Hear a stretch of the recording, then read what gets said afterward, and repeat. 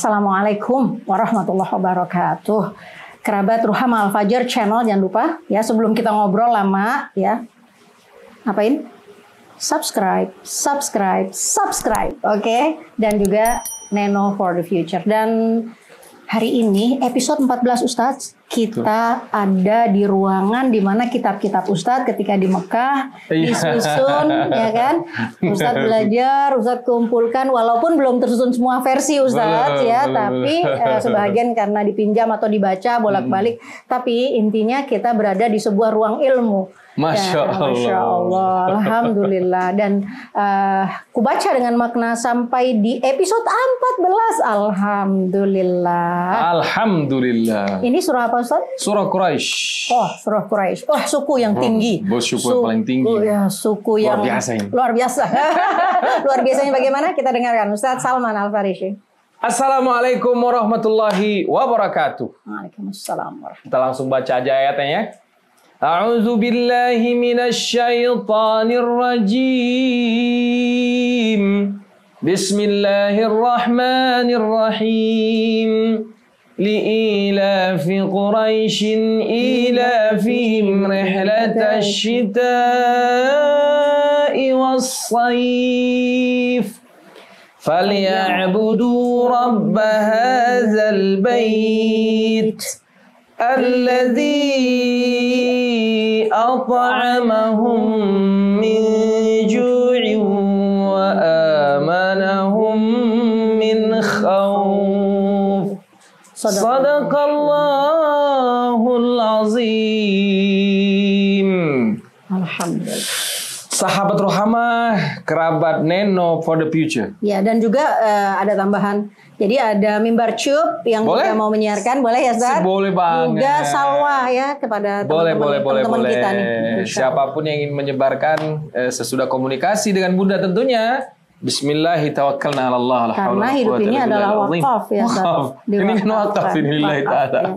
Insya Allah kita dikumpulkan di surganya Allah ya Ustaz. Bukan sekedar itu, saya punya target, saya pengen semeja sama Nabi ngopi pagi-pagi. Allahumma shalli ala Muhammad. Hanya diberikan sama orang yang memberi apa yang Allah beri. Masya Allah, amin ya. Kafilatul yatim, kahataini fil jannah. Ajak-ajak ya Ustaz.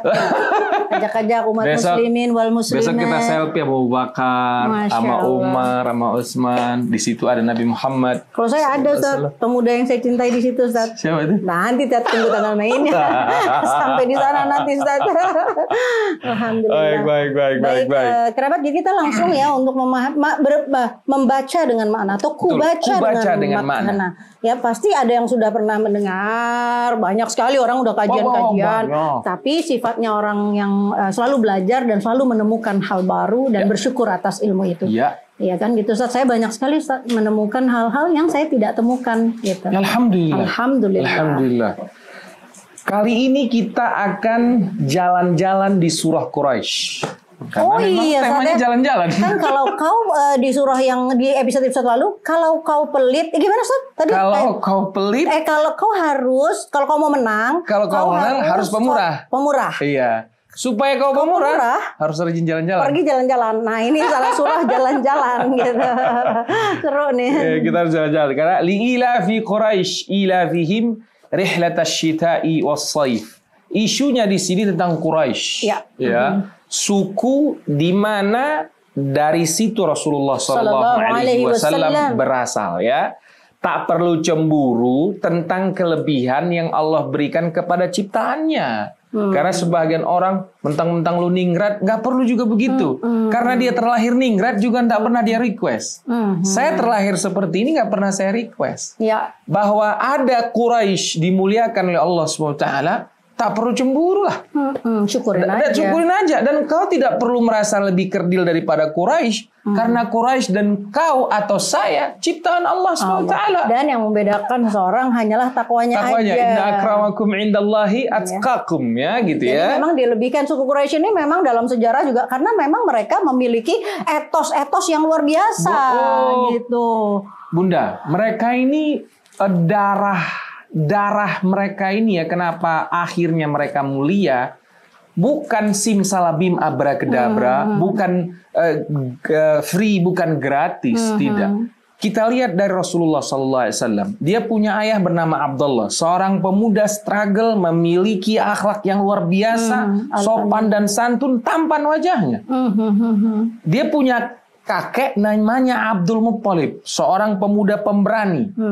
Jujur, kreatif. Pedagang yang sukses pada masanya. Sangat pemurah. Dia punya kakek namanya Hashim. Saking gantengnya disebut Hashim. Karena Hashim itu julukan untuk seorang pemurah dan ramah tapi good looking. Naik lagi ke Abdullah ibn Manaf. Naik lagi Qusay. Naik lagi. Ini semua kalau kau cek bukan laki-laki sembarangan emang. Di wilayah apa kau mau tanya dia? Di wilayah Jawara dia pemegangnya. Di wilayah ketampanan, mereka tampan. Di wilayah kedermawanan, mereka dermawan. Di wilayah derajat, mereka punya derajat posisi yang di masyarakat itu tokoh-tokoh masyarakat. Ya kan kalau itu sebagai penjaga Ka'bah kan ayah kakek Enda Abdul Muttalib ya. Abdul Muttalib, Bani Syaibah sebagai pemegang kunci Ka'bah, dan sebagai ada lagi sepupu mereka sebagai pembagi Zam-Zam dan lain sebagainya. Memberi minum untuk jamaah haji semua ini ya. Jadi mereka sebenarnya dimuliakan oleh Allah SWT. Ada value-nya. Jadi gini, Allah memuliakan Quraisy, saya orang Melayu Batak juga bisa dimuliakan oleh Allah SWT. Jika saya memiliki kriteria yang dimiliki oleh mereka. Kaum Quraisy. Jujurnya, amanahnya, semangatnya, nggak pernah putus asa, ya kan? Kan itu liilaf fi Quraisy, dan mereka bunda dititipkan oleh Allah kampung bernama Mekkah, gersang, tandus, lembah, nggak ada kehidupan, tapi mereka sukses di situ. Iya, dan sampai sekarang devisa mengalir. Itulah Quraisy. Itulah Quraisy. Ada dulu salah satu guru ya, banyak guru ya. Tapi saya dengar ilaf itu kan diterjemahkan oleh Departemen Agama seperti kebiasaan, padahal bukan. Itu adalah cinta atau etos yang luar biasa.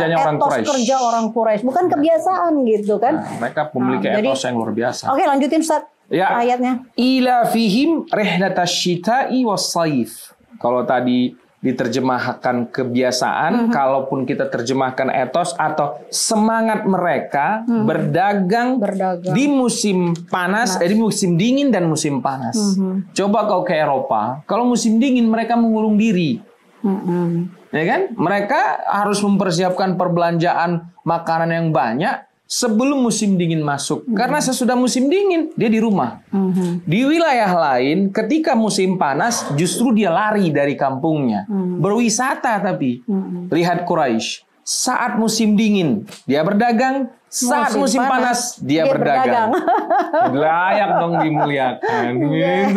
Dan berdagangnya juga nggak deket-deket. Berdagangnya juga jauh ya. Kalau musim dingin dia ke Yaman, kalau musim panas dia ke Syam, Syria. Iya gitu.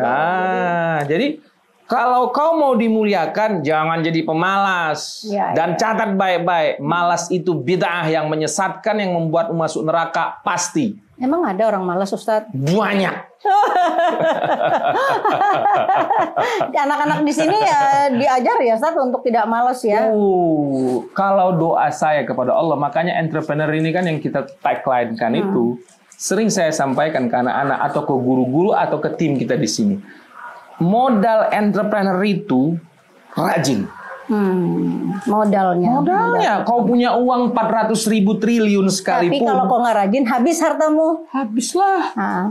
Oke, baik. Jadi Quraisy ini dari ayat ini kita dapat ambil makna ila fihim rihlatash syita'i was-saif. Berarti ini bangsa yang tak doyan istirahat. Musim panas. Spartan ya? Oh iya. Spartan dia. Spartan. Jadi ingat film drama kolosal Yunani, saya Spartan. Ya kan? Semangat gitu ya. Janganlah ya. Saya sangat menginginkan ya anak muda Indonesia, terutama karena kita di Indonesia. Indonesia ini adalah anak muda yang memiliki gen semangat yang tinggi. Kenapa saya bilang gitu, Bunda? saat Genghis Khan berkuasa di dunia, 2/3 daratan dunia ini dikuasai oleh dia. Napoleon Bonaparte dikuasai oleh dia. Indonesia nggak kesentuh. Ketika Genghis Khan mengutus utusannya ke Singosari berhadapan dengan Raja Kartanegara. Kartanegara bilang, lu pikir lu siapa? Disayat sama dia telinganya. Gemetar itu Genghis Khan. Jadi kalau ada orang Indonesia letoy, pemalas, lu bukan orang Indonesia asli. Karena gennya Nusantara ini mirip dengan gen Quraisy. Kalau itu ada lagunya juga kalau untuk bangsa-bangsa yang saya kagumi itu di sebelah sana. Nenek moyangku orang pelaut. Mana itu pelautnya? Nah itu dia kemakan sama kapal-kapal itu, kapal pukat harimau. Ya, kayak gini. Saya kembali lagi. Saya ingin mengaitkan ini ke Indonesia. Supaya kau pede menjadi orang Indonesia. Penting ini kita bahas, terutama kita anak muda. Bunda juga masih anak muda. Muda dong, saya baru mau 60. Tenang aja. Maksud saya apa? Kalau kau pelajari sejarah dunia berperang, negara manapun punya baju besi ketika berperang. Betul. Kecuali pasukan Nusantara telanjang dada kalau berperang. Saya ini gemes betul melihat belakangan ini anak muda kita itu nggak Indonesia banget gitu. Oh, gitu, itu ya. maksudnya. Iya, Sementara sementara Indonesia ini udah memimpin, udah mulia, udah hebat. Keren. Pada zaman dahulu kala dia tuh sudah menjadi tujuan orang-orang. Majapahit, Singosari, tujuan negara. Kutai, kerajaan Kandis. And note one thing, itu adalah kerajaan-kerajaan Islam. Don't forget those kerajaan adalah Demak, kerajaan. Kesultanan Demak menjadi kerajaan Muslim yang sangat hebat di Republik Bahkan ini. Maluku. Iya, bahkan Papua. mereka punya. Maksud saya, li'ilafi Quraisy, ketika Allah membanggakan Quraisy dan kita juga ikut membanggakan Quraisy, kita sebagai orang Indonesia ternyata memiliki spirit yang sama. Kita gitu. nggak ada Nggak umurnya. mungkin jadi bangsa besar kalau nggak punya etos yang hebat itu. Nah, Kan kita musim panas sama musim kita kan nggak punya 4 ada. musim, adanya cuma 2 musim. Kita sepanjang tahun bisa aktivitas, Bunda. Iya betul, nggak ada. Sepanjang tahun kita bisa aktivitas. Betul. Jadi sebenarnya kita negara sorga. Negara sorga. Makanya Profesor Mana bilang itulah penyebabnya Salman kenapa kita harinya pemalas. Iya itu juga karena kita tanam lidi jadi tumbuhan, jadi dimanjakan sekali. Oh ya, tapi ada satu hal dimanjakan. Tapi ini kajian kontekstual juga sekaligus betul jarang orang menafsirkan. Namanya apa nih? Memaknai. Kita memaknai, jangan menafsirkan. Itu tugas para ulama. Memaknai saja, bahwa ayat Al-Quraisy ini kita bangga dengan Quraisy, tapi kita juga langsung reflect to ourselves bahwa kita juga adalah bangsa yang bisa asalkan rajin. Oke, tapi gitu. insya Allah saya yakin ya, saya ini walaupun menganalisa kemunduran itu, saya tidak mau jadi orang yang pesimis ya Bunda ya. Iya. Saya optimis bahwa anak muda Republik Indonesia akan jadi pemenangnya. Iya. Aduh, Ustaz kalau lihat anak-anak muda yang hebat sebenarnya banyak, Ustaz. Banyak. Tapi unfortunately, mereka kayak sekarang nih misalnya ada isu-isu lembaga-lembaga research itu yang dibekukan misalnya. Padahal kebanggaan sebuah negara itu adalah ketika research mereka itu bisa diberikan, diinformasikan kepada dunia. Nah ini juga sayang, sehingga apa Ustaz? Ketika lembaga-lembaga research itu dibekukan, maka para peneliti, anak-anak yang cerdas itu akhirnya di-hire oleh negara-negara lain. Gitu, mungkin nanti aku yang jadi presidennya, insya Allah aku yang kelola nanti itu ya. Presiden Ruhama ya Ustaz. Kita lanjutkan ya. Mereka memiliki etos kerja yang baik. Buktinya baik itu dingin ataupun panas mereka beraktivitas. Itulah yang menyebabkan mereka mulia. Allah ingin sempurnakan kemuliaan mereka, maka ada perintah falyabudu rabb hadzal bait. Maka sembahlah pemilik rumah ini, yaitu Allah Subhanahu wa taala. Artinya gini, dan ini sebagai pembelajar yang sebenarnya sedikit ilmu, saya memahami betul.